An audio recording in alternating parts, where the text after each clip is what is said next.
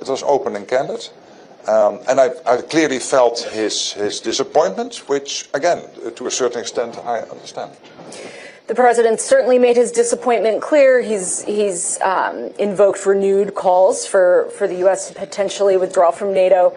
A quote that Dave began in his introductory remarks. It's from President Reagan from the 1988 address that he gave to the citizens of Western Europe. He began, as Dave said, the Atlantic Alliance is the core of America's foreign policy and America's own security. But he went on. Preservation of a peaceful, free, and democratic Europe is essential to the preservation of a free, peaceful, and democratic United States. If our fellow democracies are not secure, we cannot be secure. That is not simply a matter of treaty language, as important as treaty language is. It is an enduring reality. As enduring, President Reagan said, as the reality that a threat to the security of the state of Maine or New York or California is a threat to the security of all 50 American states. And if anyone thinks here, again, that the European Union or Europe as a whole can defend itself without the US, keep on dreaming, beloved. Look, we went to NATO.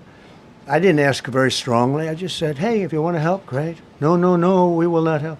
I said, that's all right. You don't want to help? Because I've always said NATO's a paper tiger. See, NATO's a paper tiger.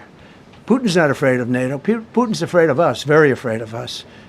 And he's explained it to me a lot of times. I got to know him very well. I know him very well. NATO's a paper tiger. NATO is us. And when we needed them, we didn't need them, by the way. We didn't need them, obviously, because they haven't helped at all. Just the opposite. They've actually gone out of their way not to help. They didn't even want to give us landing strips. Think of it. And it's not just NATO. No, NATO is a paper tiger. Now, he's coming to see me on Wednesday, as you know. He's a wonderful guy. Secretary General is great. And Mark Rutte, he's a great person, but he's got... And you know, it all began with, if you want to know the truth, Greenland. We want Greenland. They don't want to give it to us, and I said, bye-bye. Okay, thank you very much.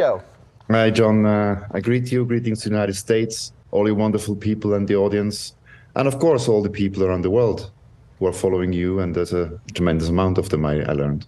Thank you very much for that. Pascal, I would like to begin with what might have been a trigger for your whistleblowing. You come from a very important Bahraini family, and your Swiss side is equally important.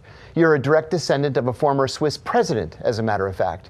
You were headed toward quite a predictable career in international banking, and that's how things started out for you. When and why did that change? What exactly was the trigger? The duty call came when I found out what they have done to us since 2020. And by the way, I have observed as a Swiss not only Switzerland going down the drain. Unfortunately, I had to observe, and that saddens me a lot, the United States of America going down the drain and becoming insecure. The last what the world wants is an insecure United States. We need a strong, healthy, wealthy, self-competent, not warmongering United States to keep peace. It's the way your president is managing things. That isn't Trump, that is. War in this context and in pursuit of peace is necessary.